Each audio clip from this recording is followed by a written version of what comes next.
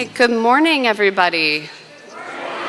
Thank you. Thank you so much for being here. It's such an honor to have all of you part of this event.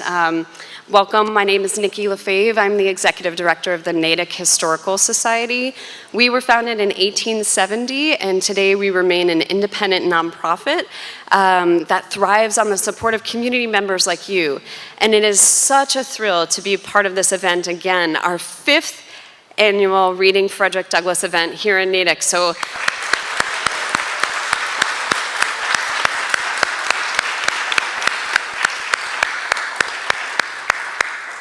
And I'm so honored to be joined by my partner, Deborah Mitchell, and Natick for Black Lives Matter.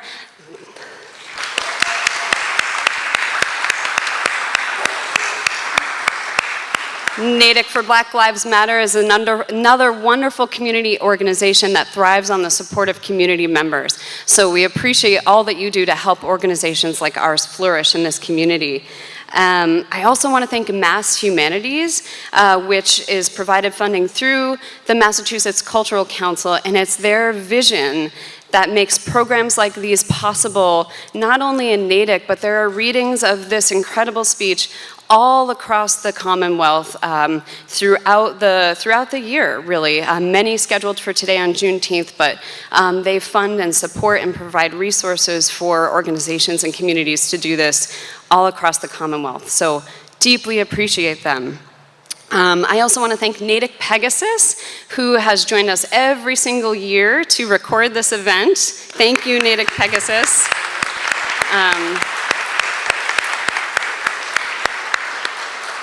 And the recording is so important because it makes an event like this one accessible to folks who might not be able to come and be with us on this day. So thank you, Randy. I also want to extend a very, very special thanks to Ian Meverick and the Common Street Spiritual Center, without whom, yes.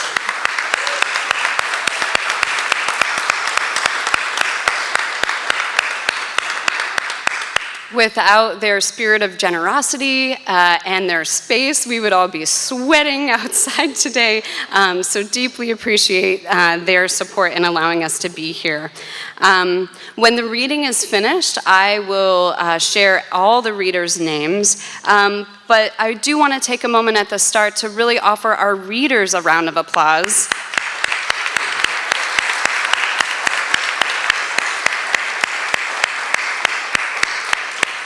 Community reading events like this one only happen because community members step forward and keep it going year after year. So I feel very honored that so many folks do keep this going. Thank you.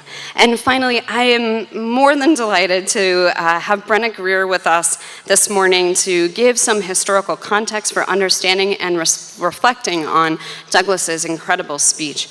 So please give me a moment to introduce her to you. Brenna Greer is an historian of race, gender, and culture in the 20th century United States who explores historical connections between capitalism, social movements, and visual culture. Her first book, Represented, The Black Image Makers Who Reimagined African American Citizenship, examines the historical circumstances that made the media representation of Black citizenship good business in the post-World War II era. Her work has been featured in the New York Times, Nation, Daily Mail, Enterprise and Society, and the Columbia Journalism Review. As an associate professor in the Department of History at Wellesley College, Greer teaches courses on World War II, the Cold War, the Black freedom struggle, consumerism and capitalism, and visual culture. Please join me with a warm welcome to Professor Greer.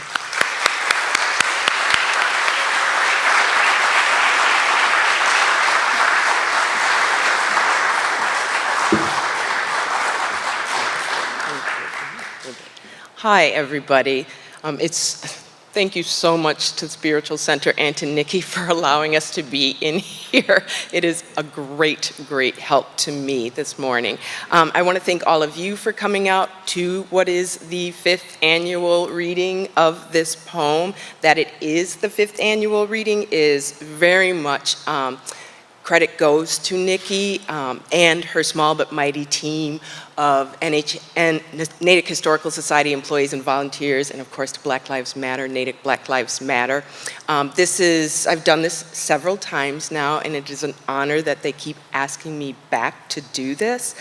I do also want to recognize the readers for today, that they come and do this on a day when they might be doing something else. It matters to me that we have this on Juneteenth, and that we are revitalizing through this reading the speech that Frederick Douglass gave in July 1852 in Rochester, New York.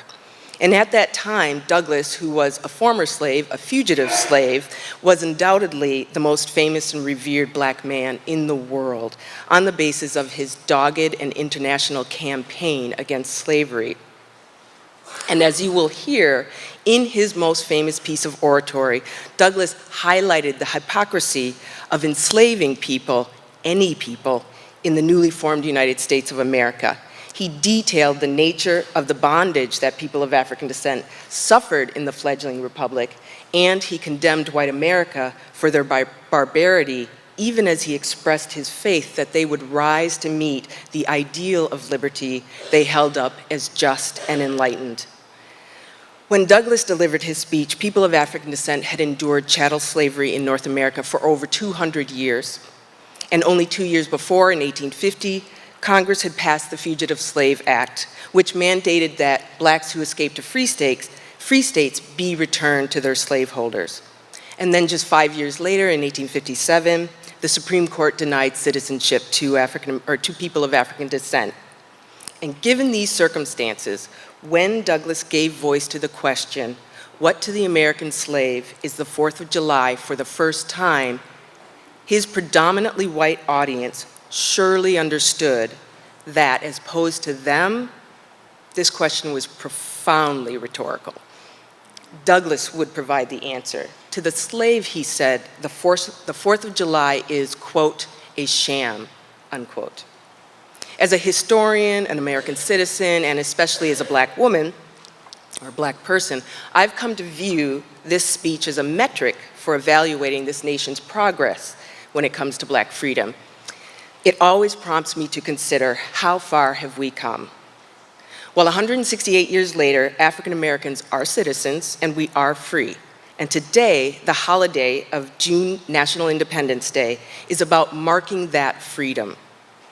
Juneteenth commemorates the date of June 19, 1865, when Union troops finally arrived in Texas, the most westward slave state, 2 months after the Civil War ended, and enforced the Emancipation Proclamation, issued two and a half years earlier, thereby forcing slaveholders in that state, many of whom had fled to Texas to hold on to their slaves, to free the Confederacy's last enslaved Blacks.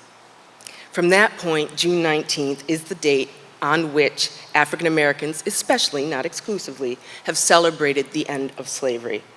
And this, again, is the second year that, very much by design, we are doing this reading on the Juneteenth, the Independence Day that many African Americans do celebrate.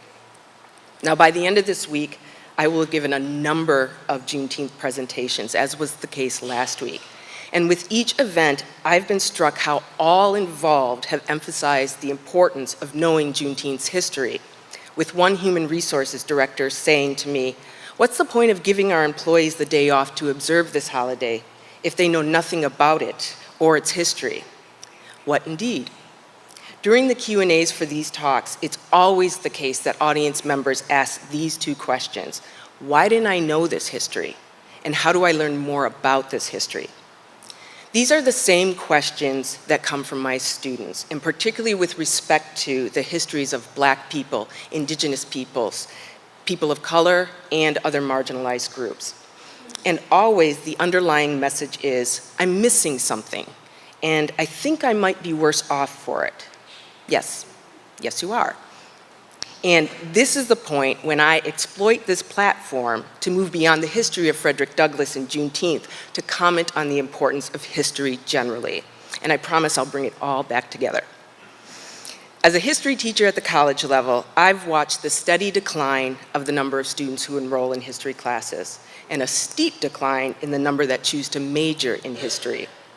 In my view, the field suffers from a branding problem, in that history has the image of being a dusty discipline with little purpose beyond its utility to trivial pursuit. And it doesn't help that the majority of undergraduates that I encounter have previously experienced history as primarily the memorizing of dates and names, and primarily the dates and names of people and events considered important by traditional standards. As a history professor, I'm obligated to tell you the worst thing to happen to the study of history is the AP test.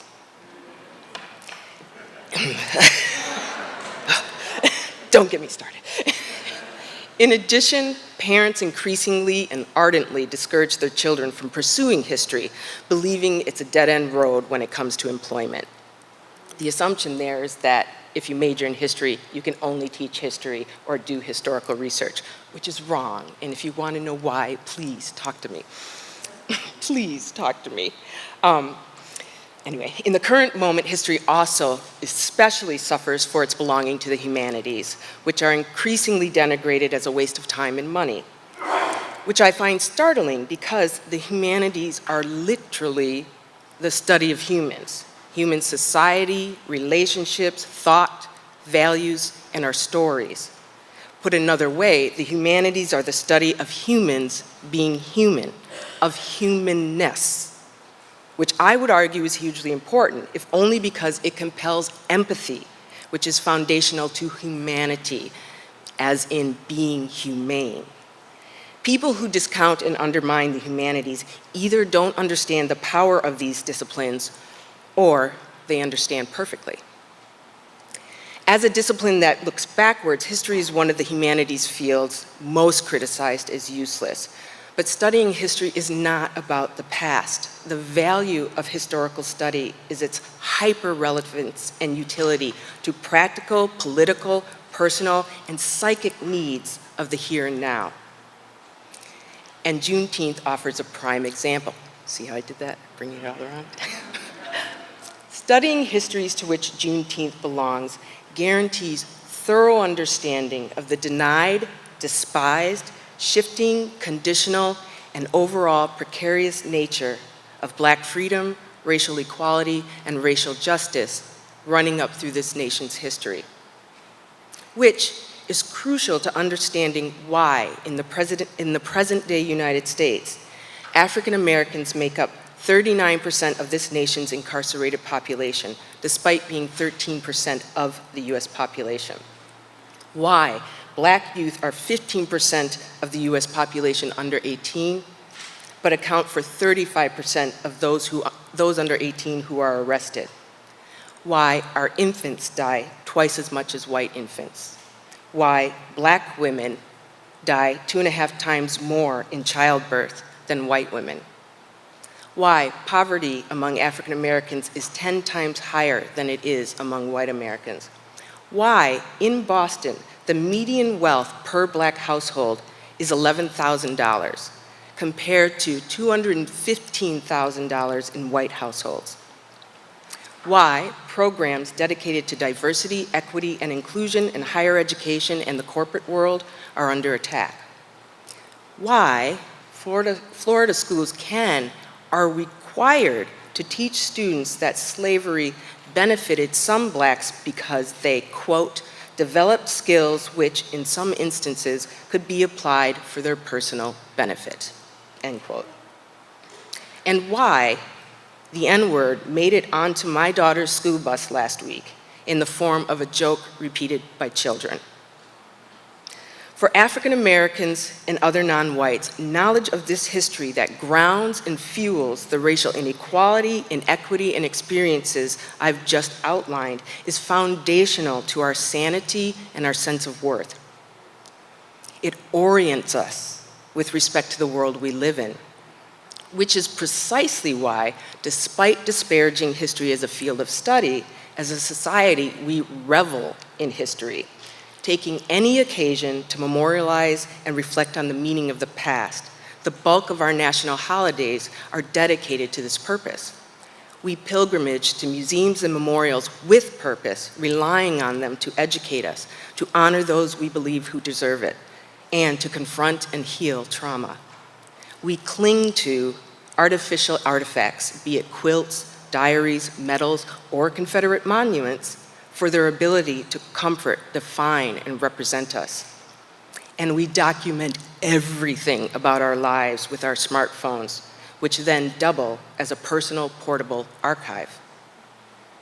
And there's a reason we subscribe to Ancestry.com and we give our money to 23andMe, to the extent that genealogy is now a $5 billion industry. Because having roots is imperative to feeling grounded, to understanding who we are and how we belong. And for some of us, those roots are firmly planted in the history to which Juneteenth belongs.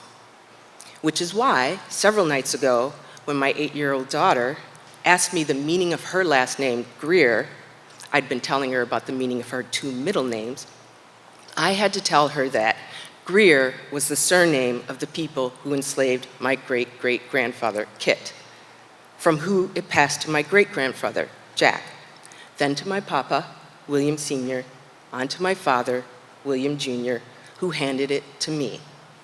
And I, having given it much thought, bestowed it to my daughter because it's essential to her story, which, yes, bounds her to an institution that enslaved people of African descent by the millions.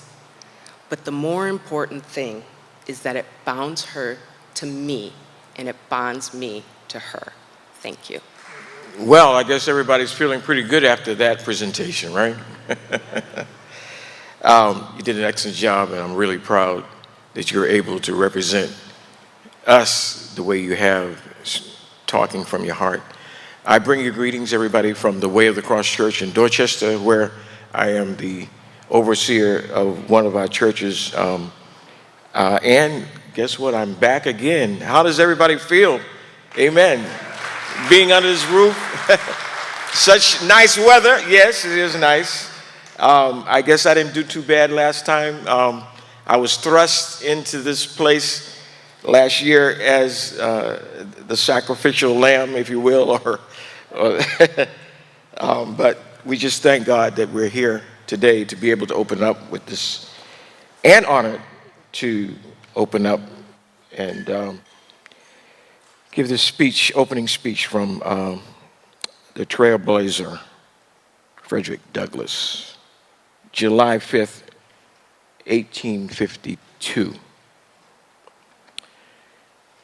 Mr. President, friends and fellow citizens, the task before me is one which requires much previous thought and study for the proper performance.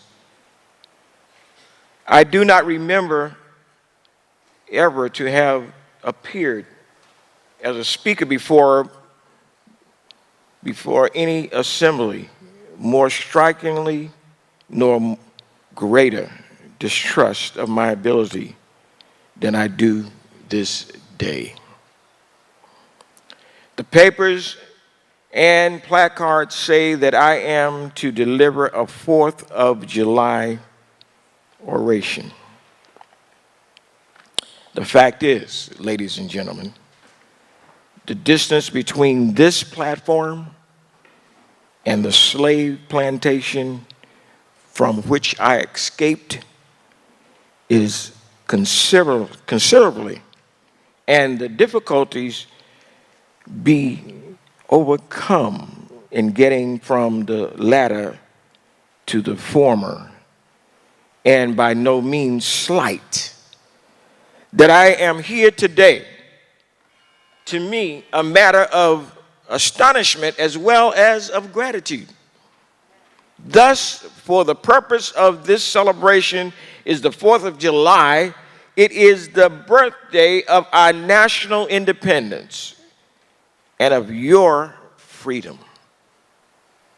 This, to you, is what the Passover was to the emancipated people of God. It carries in your minds back to the day and to the act of your great deliverance. The celebration also makes the beginning of another year of your national life and reminds you that the Republic of America is now 76 years old. I am glad, fellow citizens, that your nation is so young. You are even now only in the beginning of your national career, still lingering in the period of childhood. I repeat, I am glad this is so. There is hope in the thought, and hope is much needed under the dark clouds which lower above the horizon. Fellow citizens, 76 years ago, the people of this country were British subjects. The style and title of your sovereign people, in which you now glory, were not then born. You were under the British crown. Your fathers esteemed the English government as the home government, England as the fatherland, although a considerable distance from your home, imposed in the exercise of its parental prerogatives upon its colonial children such restraints, burdens, and limitations as in its mature judgment it deemed wise, right, and proper. But your fathers, who had not adopted the idea of infallibility of government and the absolute character of its acts, presumed to differ from the home government in respect to the wisdom and the justice of some of those burdens and restraints. They went so far as to pronounce the measures of government unjust, unreasonable, and oppressive, and altogether such as ought not to be quietly submitted to. I scarcely need to say, fellow citizens, that my opinion of those measures fully accords with that of your fathers, feeling themselves harshly and unjustly treated by the home government.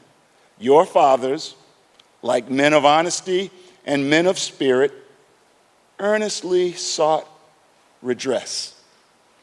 They petitioned and remonstrated.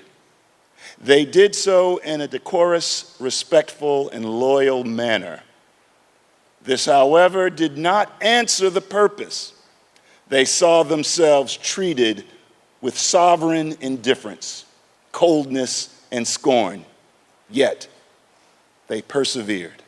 Oppression makes a wise man mad. Your fathers became resistive under this treatment. They felt themselves the victims of grievous wrongs, wholly incurable in their colonial capacity.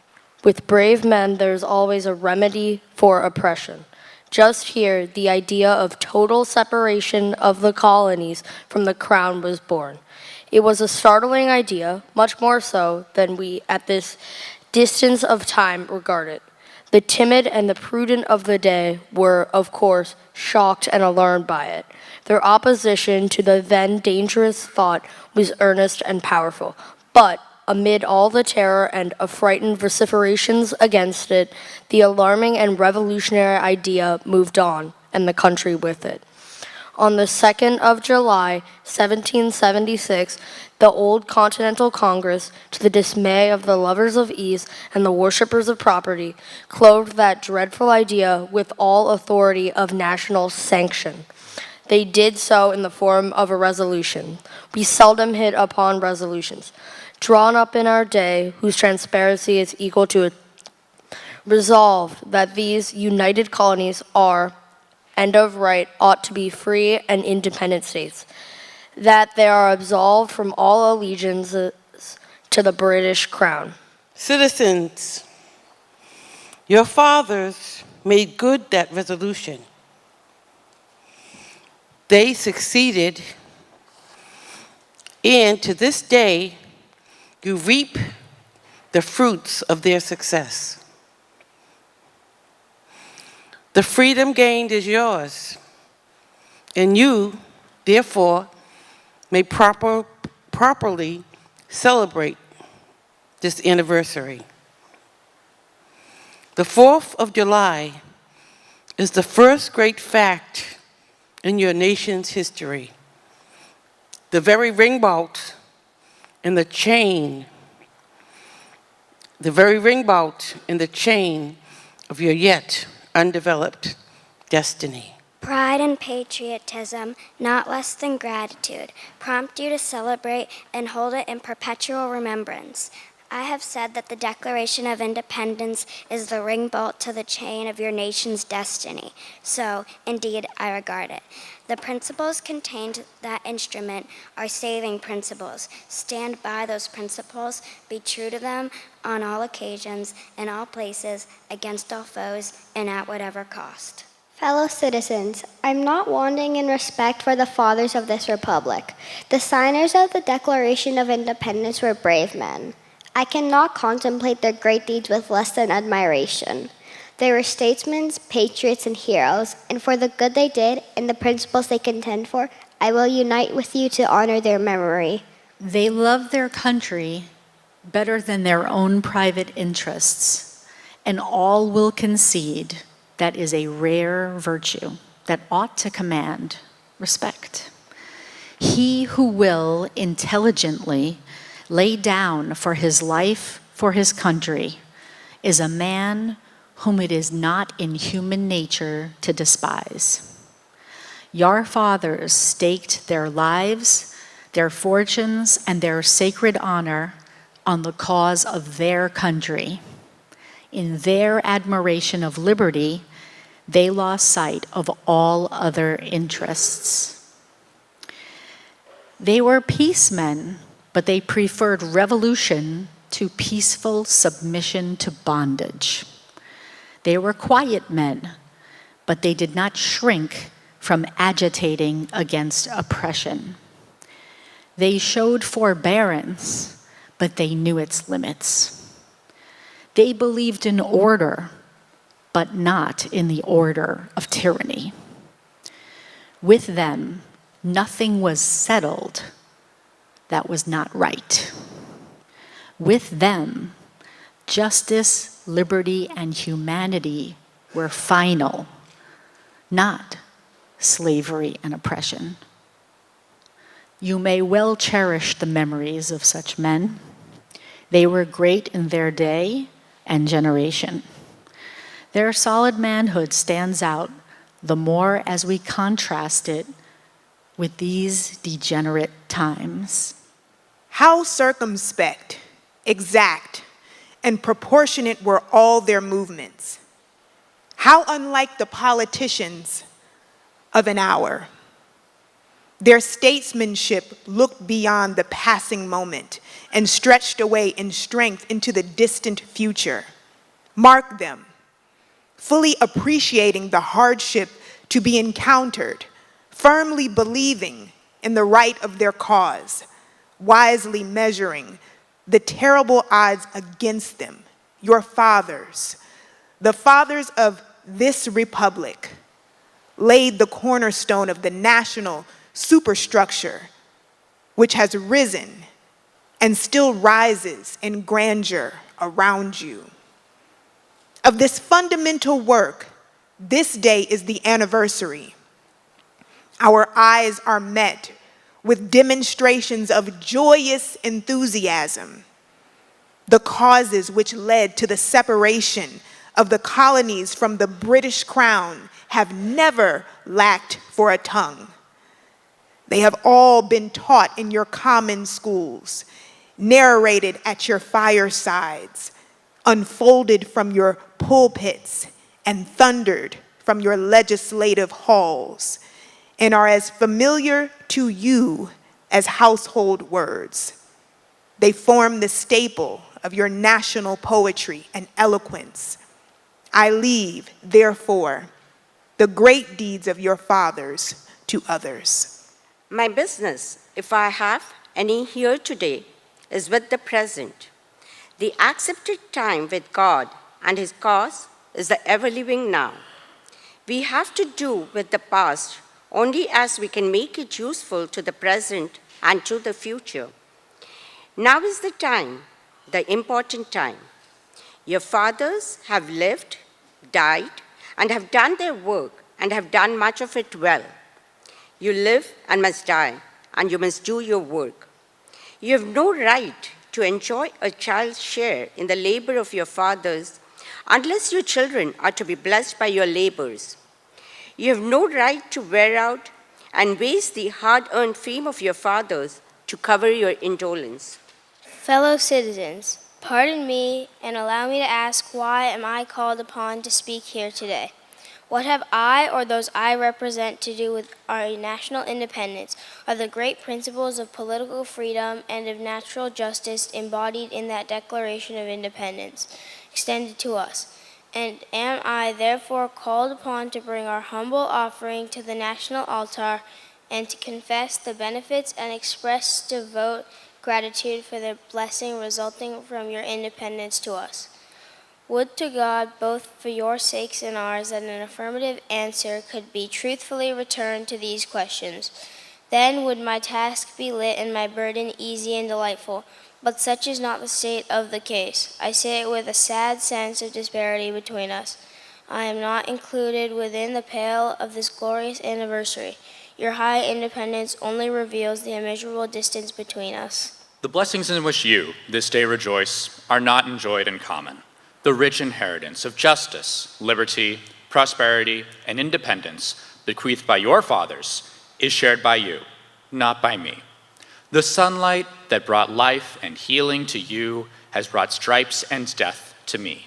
This 4th of July is yours, not mine. You may rejoice, I must mourn. To drag a man in fetters into the grand illuminated temple of liberty and call upon him to join you in joyous anthems were inhumane mockery and sacrilegious irony. Do you mean, citizens, to mock me by asking me to speak today? Fellow citizens, above your national tumultuous joy, I hear the mournful wail of millions, whose chains, heavy and grievous yesterday, are today rendered more intolerable by the jubilee shouts that reach them. To forget them, to pass lightly over their wrongs, and to chime in with a popular theme would be treason most scandalous and shocking, and would make me a reproach before God and the world. My subject, then, fellow citizens, is American slavery. I shall see this day from the slave's point of view, standing here identified with the American bondman, making his wrongs mine. I do not hesitate to declare with all my soul that the character and conduct of this nation never looked blacker to me than on this 4th of July. Whether we turn to the declarations of the past or to the professions of the present, the conduct of the nation seems equally hideous and revolting. America is false to the past, false to the present, and solemnly binds herself to be false to the future. Standing with God and the crushed and bleeding slave on this occasion, I will, in the name of humanity, which is outraged, in the name of liberty, which is fettered, in the name of the Constitution and the Bible, which are disregarded and trampled upon, dare to call in question and to denounce, with all the emphasis I can command, everything that serves to perpetuate slavery, the great sin and shame of America. I will not equivocate. I will not excuse. I will use the severest language I can command, and yet not one word shall escape me, that any man whose judgment is not blinded by prejudice or who is not at heart a slaveholder shall not confess to be right and just. I fancy I hear some of my audience say, it is just in this circumstance that you and your brother abolitionists fail to make a favorable impression on the public mind.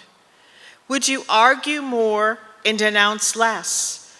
Would you persuade more and rebuke less? Your cause would be much more likely to succeed. But I submit, where all is plain, there is nothing to be argued. What point in the anti-slavery creed would you have me argue? On what branch of the subject do the people of this country need light? Must I undertake to prove that the slave is a man? The slaveholders themselves acknowledge it in the enactment of laws for their government. They acknowledge it when they punish disobedience on the part of the slave. There are 72 crimes in the state of Virginia which, if committed by a black man, subject him to the punishment of death, while only 2 of the same crimes will subject a white man to the like punishment. What is this but the acknowledgement that the slave is a moral, intellectual, and responsible being? It is admitted in the fact that Southern statute books are covered with enactments forbidding under severe fines and penalties the teaching of the slave to read or to write. When you can point to any such laws in reference to the beasts of the field, then I may consent to argue the manhood of the slave. When the dogs in your streets, when the foals of the air, when the cattle on your hills, when the fish of the sea and the reptiles that crawl shall be unable to distinguish the slave from a brute, then will I argue with you that the slave is a man. For the present, it is enough to affirm the equal manhood of the Negro race. It is not astonishing that while we are plowing, planting, and reaping, using all kinds of mechanical tools, erecting houses, constructing bridges, building ships, working in metals of brass, iron, copper, silver, and gold, that while we are reading, writing, and ciphering, acting as clerks, merchants, secretaries, having among us lawyers, doctors, merchants, poets, authors, editors, orators, and teachers, that while we are engaged in all manner of enterprises common to other men, digging gold in California, capturing the whale in the Pacific, feeding sheep and cattle on the hillside, living, moving, acting, thinking, planning, living in families as husbands and wives and children, and above all, confessing and worshiping the Christian's God and looking hopefully for life and immortality beyond the grave. We are called upon to prove that we are men. Would you have me argue that man is entitled to liberty? That he is the rightful owner of his own body? You have already declared it. Must I argue the wrongfulness of slavery? Is it to be settled by the rules of logic and argumentation as a matter beset with great difficulty involving a doubtful application of the principles of justice, hard to be understood? How should I look today in the presence of Americans to show that men have a natural right of freedom? To do so would be to make myself ridiculous and to offer an insult to your understanding. There is not a man beneath the canopy of heaven that does not know that slavery is wrong for him. What am I to argue that it is wrong to make men brutes, to rob them of their liberty, to work them without wages, to keep them ignorant of their relations to their fellow men, to beat them with sticks, to flay their flesh with the lash, to load their limbs with iron, to hunt them with dogs, to sell them at auction, to sunder their families, to knock out their teeth, to burn their flesh, to starve them into obedience and submission to their masters? Must I argue that a system thus marked with blood and stained with pollution is wrong? No, I will not. I have better employments for my time and strength than such arguments would imply. What then remains to be argued? Is it that slavery is not divine, that God did not establish it, that our doctors of divinity are mistaken? There is blasphemy in the thought. That which is inhuman cannot be divine. Who can reason with such a proposition? I cannot. The time for such argument is past. At a time like this, scorching irony and not conceiving argument is needed. Oh, had I the ability and could I reach the nation's ear, I would, today, pour out a fiery steam of biting ridicule, blasting reproach, withering sarcasm, and stern rebuke. For it is not the light that is needed, but fire. It is not the gentle shower, but thunder. We need the storm, the whirlwind, and the earthquake. The feeling of the nation must be quickened. The conscience of the nation must be roused. The propriety of the nation must be startled. The hypocrisy of the nation must be exposed, and its crimes against God and man must be proclaimed and denounced. What to the American slave is your 4th of July? I answer, a day that reveals to him more than other days in the year the gross injustice and cruelty to which he is the constant victim. To him, your celebration is a sham, your boasted liberty an unholy license, your national greatness swelling vanity. Your sounds of rejoicing are empty and heartless. Your denunciations of tyrants, brass-fronted impudence, your shouts of liberty and equality, hollow mockery. Your prayers and hymns, your sermons and thanksgivings, with all your religious parade and solemnity, are, to him, mere bombast, fraud, deception, impiety, and hypocrisy, a thin veil to cover up crimes which would disgrace a nation of savages. There is not a nation on earth guilty of practices more shocking and bloody than are the people of these United States at this very hour. Go where you may, search where you will, roam through all the monarchies and despotisms of the old world, search out every abuse, and when you have found the last, lay your facts by the side of the everyday practices of this nation, and you will say with me that for revolting barbarity and shameless hypocrisy, America reigns without a rival. Take the American slave trade, which we were told by the papers is especially prosperous just now, as the price of men was never higher, and which is carried on in all the large towns and cities in one half of this Confederacy. This trade is one of the peculiarities of American institutions. In several states, this trade is the chief source of wealth. It is called the internal slave trade, in order to divert from it the horror in which the foreign slave trade is contemplated. The foreign slave trade has long since been denounced by this government as piracy, as in execrable traffic. To arrest it, this nation kept a squadron at immense cost on the coast of Africa. Elsewhere in this country, it is safe to speak of this foreign slave trade as a most inhuman traffic, opposed alike to the laws of God and of man. It is, however, a notable fact that with so much execration is poured out by Americans upon those engaged in the foreign slave trade, the men engaged in the slave trade between the states pass without condemnation, and their business is deemed honorable. Behold the practical operation of this internal slave trade.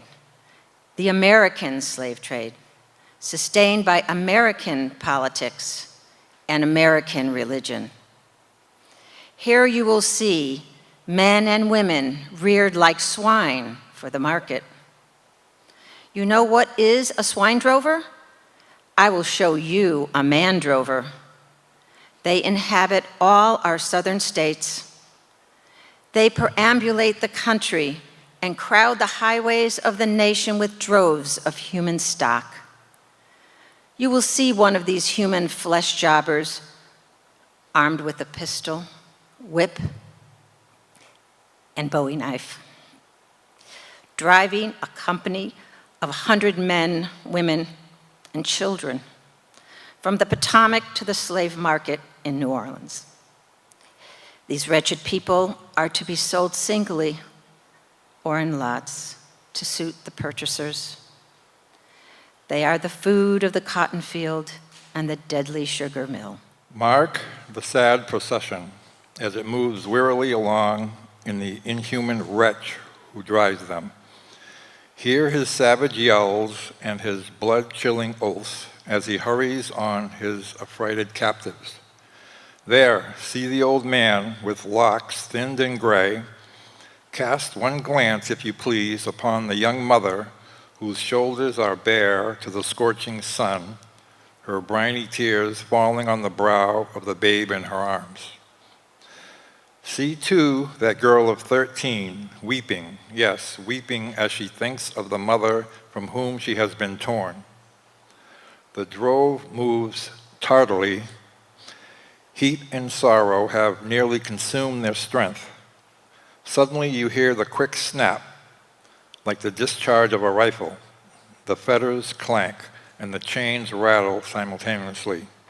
Your ears are saluted with a scream that seems to have torn its way to the center of your soul. The crack you heard was the sound of the slave whip. The scream you heard was from the woman you saw with the baby.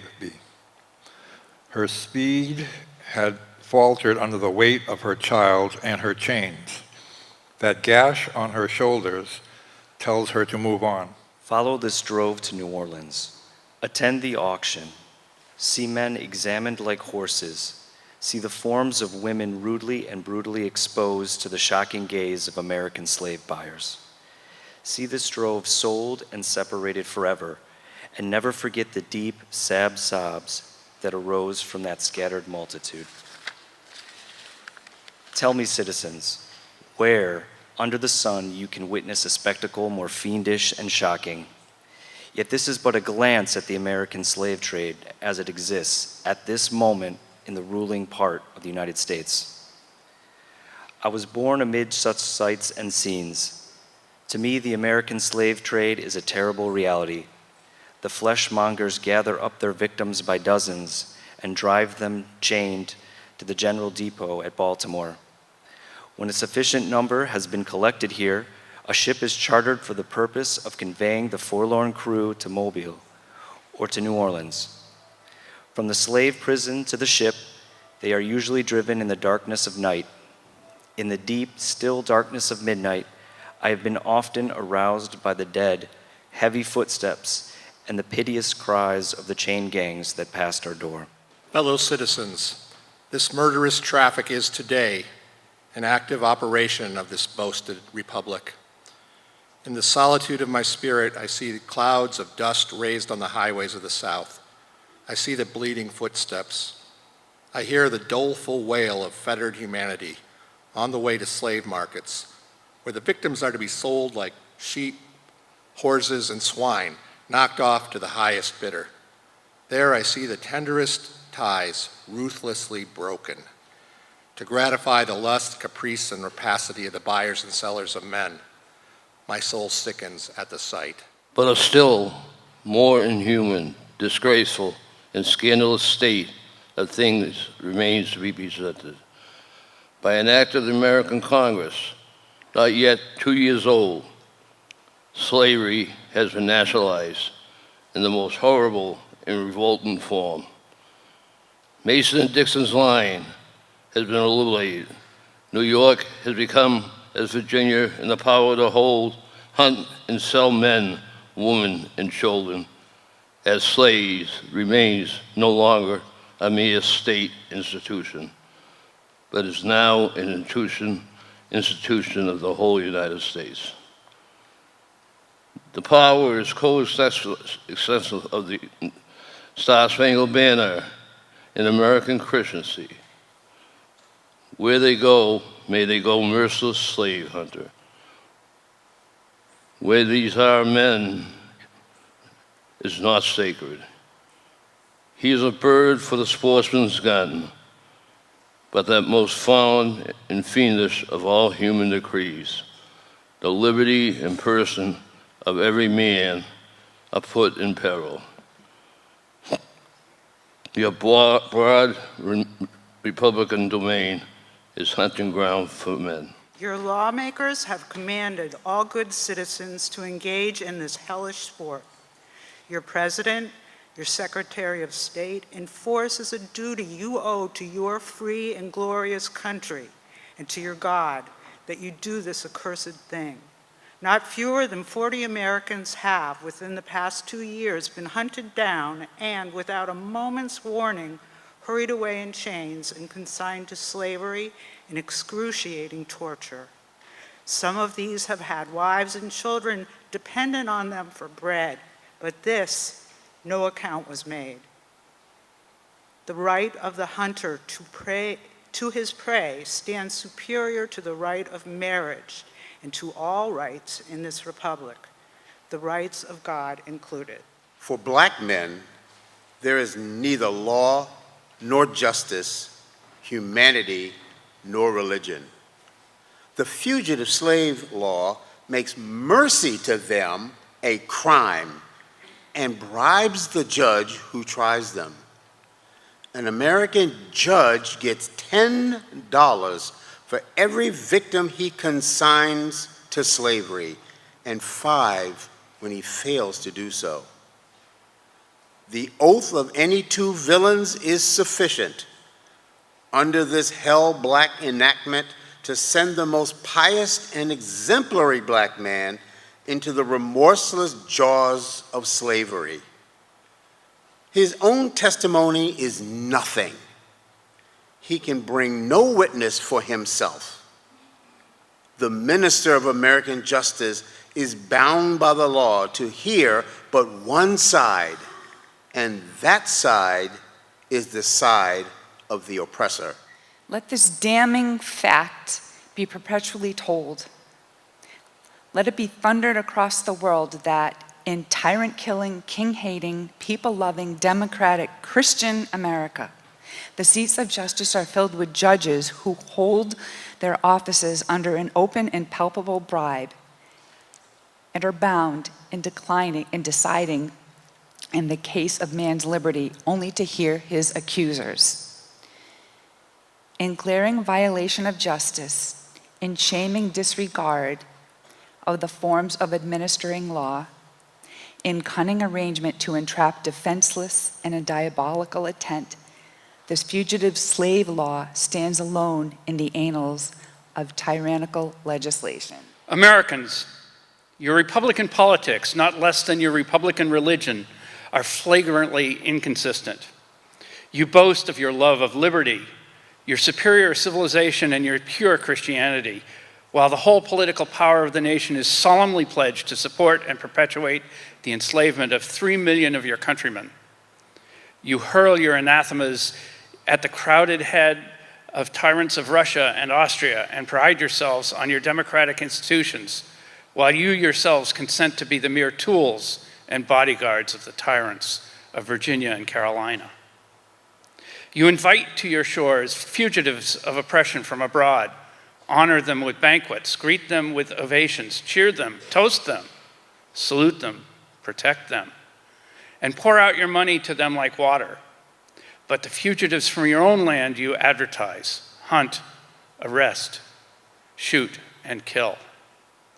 You glory in your refinement and your universal education, yet you maintain a system as barbarous and dreadful as ever stained the character of a nation, a system begun in avarice, supported in pride, and perpetuated in cruelty. You shed tears over fallen Hungary and make the sad story of her wrongs the theme of your poets, statements, and orators, till your gallant sons are ready to fly to arms to vindicate her cause against the oppressor.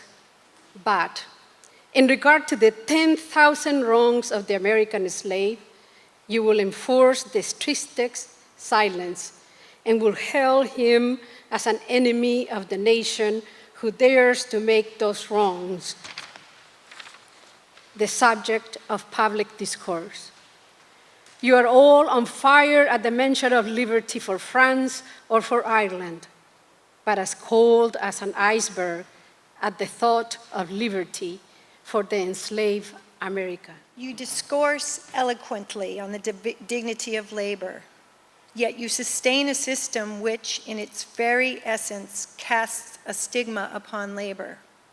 You can bare your bosom to the storm of British artillery to throw off a 3-penny tax on tea, and yet wring the last hard-earned farthing from the grasp of the black laborers of your country.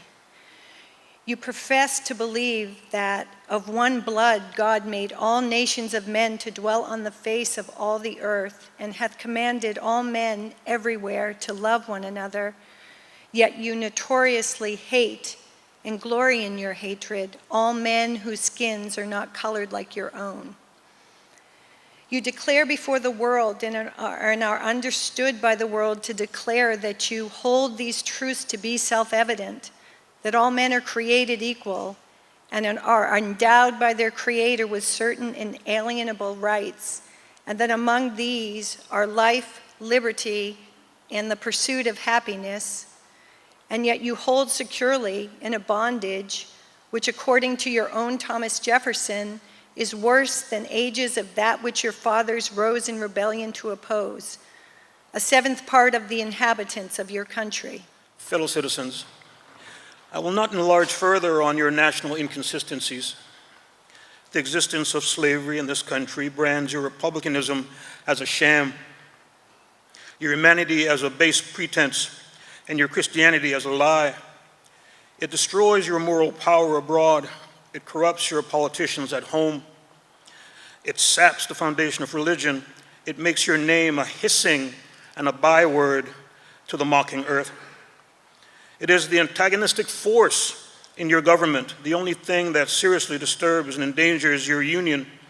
It feathers your progress. It is the enemy of improvement, the deadly foe of education. It fosters pride. It breeds insolence. It promotes vice. It settles crime. It shelters crime. It is the curse of the earth that supports it, and yet you cling to it as if it were the sheet anchor of all your hopes. Be warned. Be warned. A horrible reptile is coiled up in your nation's bosom.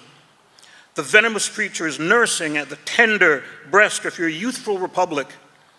For the love of God, tear away and fling from your hideous monster, and let the weight of 20 millions crush and destroy it forever. But it is answered in reply to all this, that precisely what I've now denounced is, in fact, guaranteed and sanctioned by the Constitution of the United States, that the right to hold and to hunt slaves is a part of that Constitution framed by the illustrious fathers of this republic.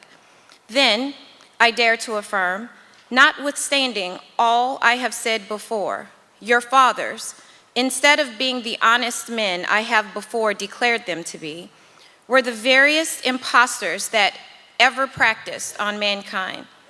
This is the inevitable conclusion, and from it there is no escape. But I differ from those who charge this baseness on the framers of the Constitution of the United States. It is a slander upon their memory, at least so I believe, and others have, as I think, fully and clearly vindicated the Constitution from any design to support slavery for an hour. Allow me to say in conclusion, notwithstanding the dark picture I have this day presented of the state of the nation, I do not despair for this country. There are forces in operation which must inevitably work the downfall of slavery. I, therefore, leave off where I began with hope. While drawing encouragement from the Declaration of Independence, the great principles it contains, and the genius of American institutions, my spirit is cheered by the obvious tendencies of age. Nations do not now stand in the same relation of each other that they did ages ago. No nation can now shut itself up from the surrounding world and trot around in the same old path of its fathers without interference.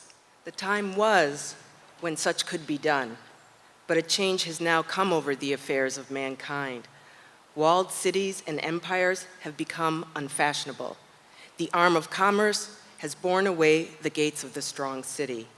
Intelligence is penetrating the darkest corners of the globe. Wind, steam, and lightning are its chartered agents.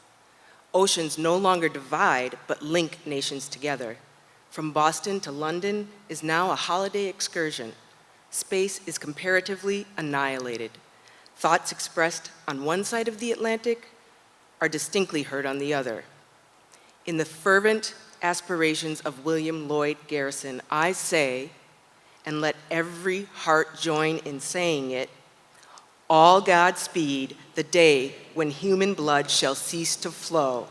In every clime be understood the claims of human brotherhood, and each return for evil, good, not blow for blow.